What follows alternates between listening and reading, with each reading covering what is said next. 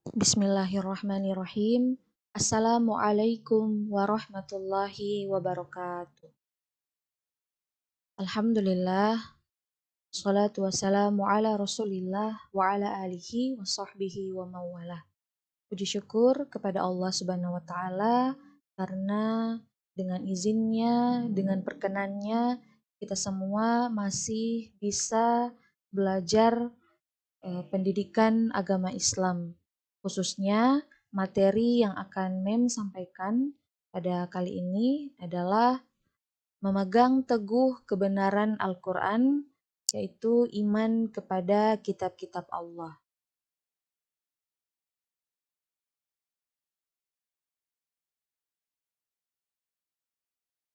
Nah, tujuan pembelajaran kita pada materi kali ini adalah yang pertama, meyakini adanya kitab-kitab suci Allah.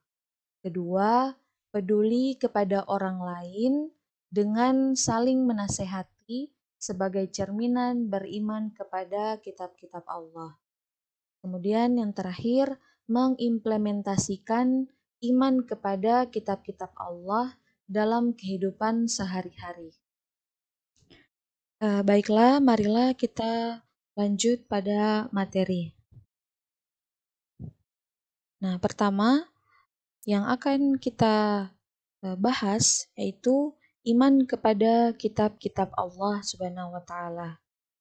Beriman kepada kitab-kitab Allah Subhanahu wa Ta'ala berarti kita wajib beriktikad atau yakin bahwa Allah Subhanahu wa Ta'ala itu mempunyai beberapa kitab yang telah diturunkan kepada para nabinya. Nah, kitab-kitab yang telah diturunkan Allah kepada para nabi dan rasulnya yang wajib kita ketahui ya sebagai umat Islam itu ada 4.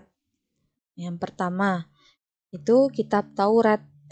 Kitab Taurat diturunkan kepada Nabi Musa kira-kira abad ke-12 sebelum Masehi di daerah Israel dan Mesir. Kemudian yang kedua, kitab Zabur. Nah, kitab Zabur ini kitab yang diturunkan oleh Allah kepada Nabi Daud alaihissalam kira-kira pada abad ke-10 sebelum Masehi di daerah Israel. Selanjutnya, kitab Injil. Kitab Injil diturunkan kepada Nabi Isa alaihissalam di daerah Yerusalem, itu pada permulaan abad pertama. Kemudian yang terakhir yaitu Al-Quran yang diturunkan kepada Nabi Muhammad SAW di daerah Mekah dan di Madinah pada abad ke-6 Masehi.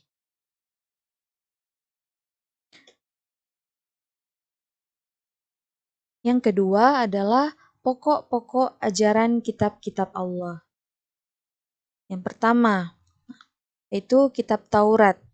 Nah, kitab Taurat ini adalah kitab yang diwahyukan kepada Nabi Musa pada sekitar abad ke-12 sebelum Masehi di daerah Israel dan Mesir.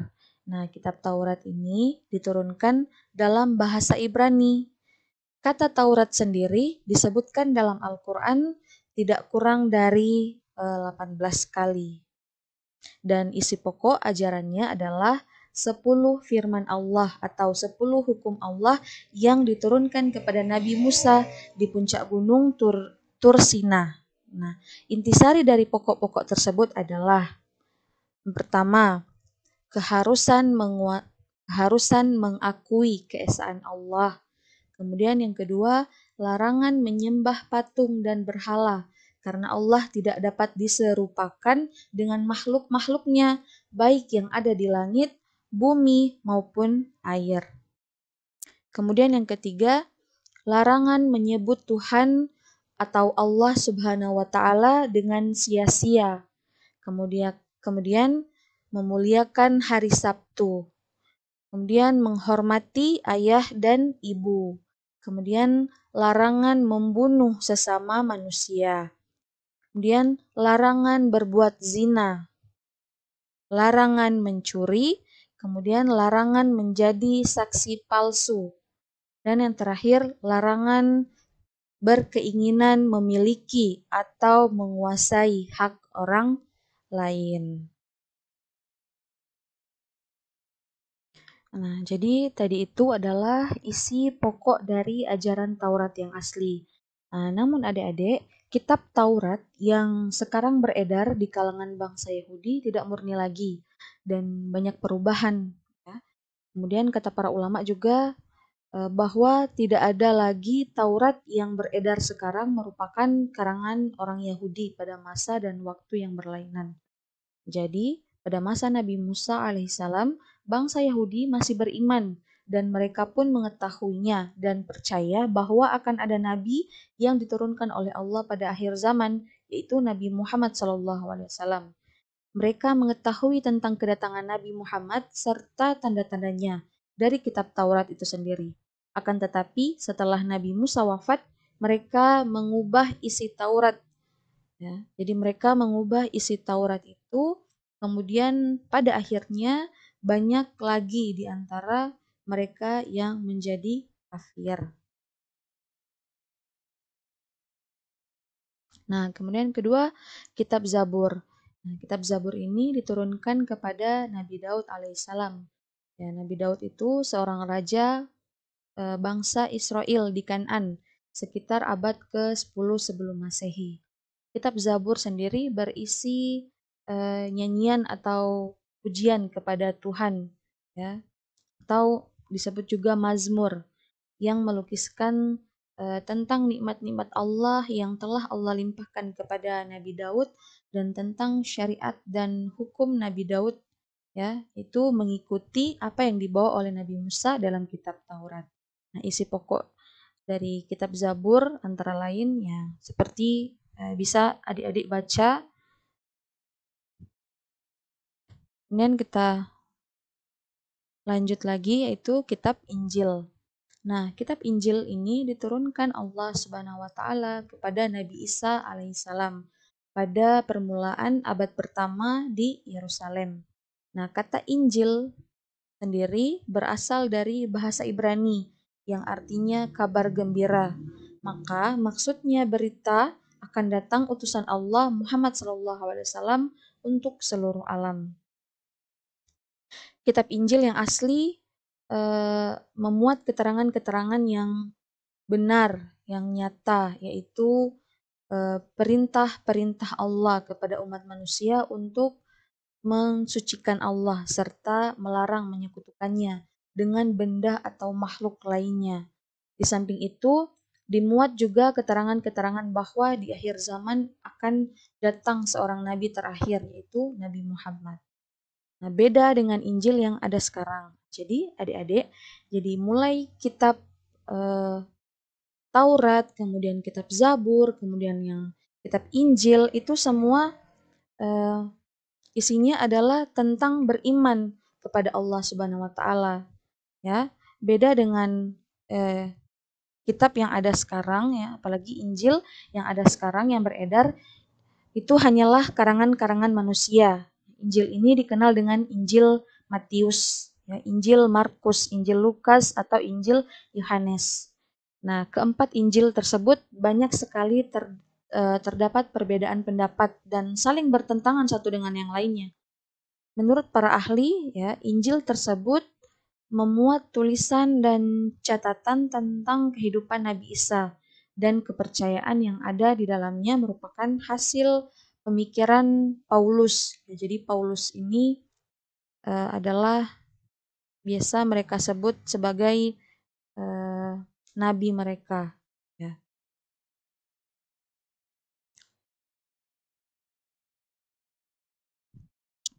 Kemudian yang terakhir yaitu Al-Quran.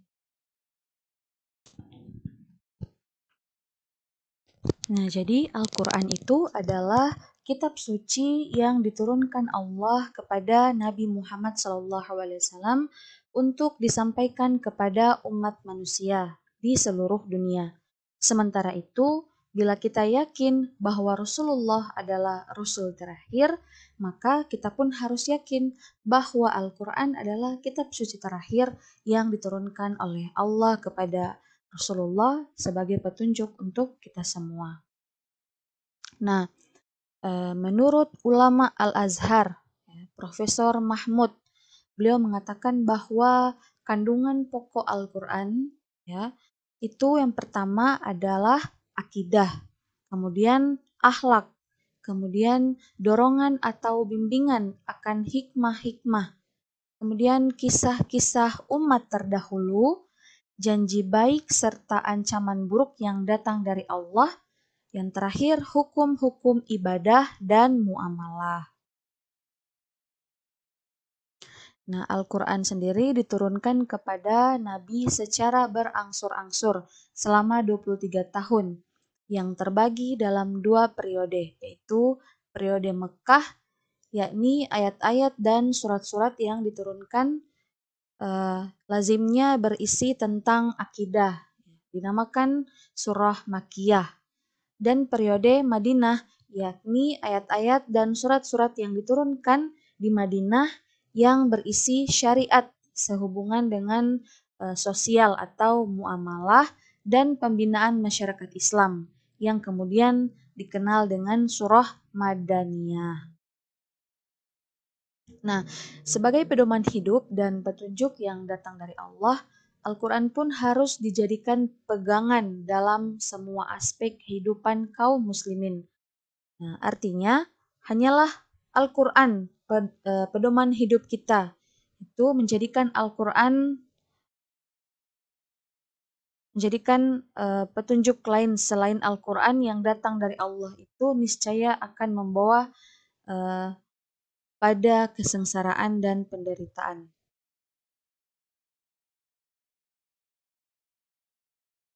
Nah, bagian C, kedudukan Al-Quran terhadap kitab-kitab sebelumnya. Nah, di sini bisa kita lihat mengenai kedudukan Al-Quran ya terhadap kitab-kitab sebelumnya. A'udzu billahi minasyaitonir rajim. Bismillahirrahmanirrahim. Wa anzalna ilaikal kitaba bil haqqi musaddiqan lima baina yadayhi minal kitab wa muhaiminan 'alaihi. Fahkum bainahum bima anzalallah wa la tattabi' ahwa'ahum amma ja'aka minal haqq likullin ja'alna minkum syir'atan wa minhajaw walau sya'allahu laja'alakum ummatan wahidah walakin liyabluwakum fima takum fastabiqul khairat ilallahi marji'ukum jami'an fayunabbi'ukum bima kuntum fihi takhtalifun. Allahu'adzim. Nah, dan artinya, dan kami telah turunkan kepadamu Al-Quran dengan membawa kebenaran, membenarkan apa yang sebelumnya, yaitu kitab-kitab yang diturunkan sebelumnya, dan batu ujian terhadap kitab-kitab yang lain itu. Maka putuskanlah perkara mereka menurut apa yang Allah turunkan, dan janganlah kamu mengikuti hawa nafsu mereka dengan meninggalkan kebenaran yang telah datang kepadamu. Untuk tiap-tiap umat di antara kamu, kami berikan aturan dan jalan yang terang. Sekiranya Allah menghendaki, niscaya kamu dijadikannya satu umat saja, tetapi Allah hendak menguji kamu terhadap pemberiannya kepadamu, maka berlomba-lombalah berbuat kebajikan. Hanya kepada Allah kembali kamu semuanya, lalu diberitahukanlah kepadamu apa yang telah kamu perselisihkan itu.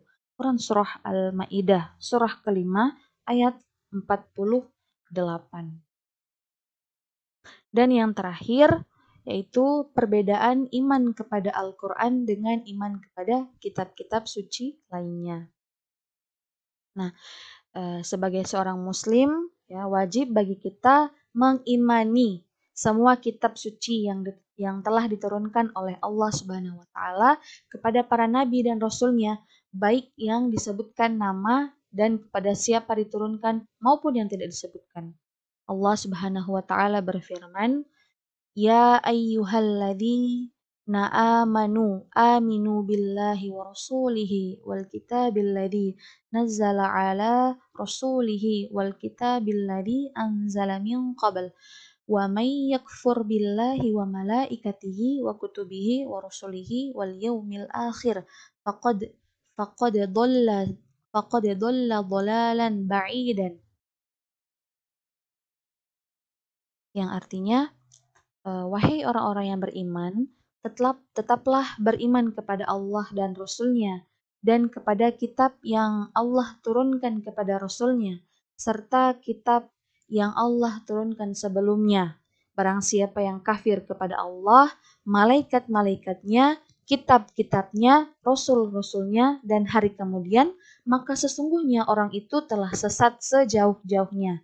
Quran Surah An-Nisa, surah keempat ayat 136. Nah, akan tetapi tentu ada perbedaan konsekuensi keimanan antara iman kepada Al-Quran dan iman kepada kitab suci sebelumnya. Ya, kalau kitab suci sebelumnya, seorang muslim hanyalah mempunyai kewajiban mempelajari, kemudian mengamalkan dan mendakwahkan kandungannya, karena kitab-kitab suci tersebut berlaku untuk umat dan masa tertentu yang telah berakhir. Kedatangan kitab suci yang terakhir yaitu Al-Quran. Jika ada hal-hal yang sama yang masih berlaku dan diamalkan, itu hanyalah semata-mata karena diperintahkan oleh Allah, bukan karena ada pada kitab suci sebelumnya. Sedangkan iman kepada Al-Quran, yaitu konsekuensinya lebih luas, seperti mempelajarinya, kemudian mengamalkannya, mendakwahkannya, serta membelanya dengan dari serangan musuh-musuh Islam. Nah, alhamdulillah selesai sudah pembelajaran kita ya pada materi ini.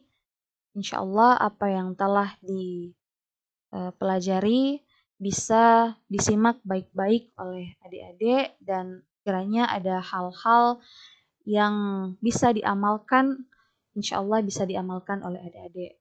Kemudian juga mohon maaf apabila ada penjelasan-penjelasan atau apabila ada sesuatu yang sampaikan yang mungkin kurang jelas, baik dari teori yang bacakan, yang jelaskan, atau dari pembacaan Quran surah tadi ya.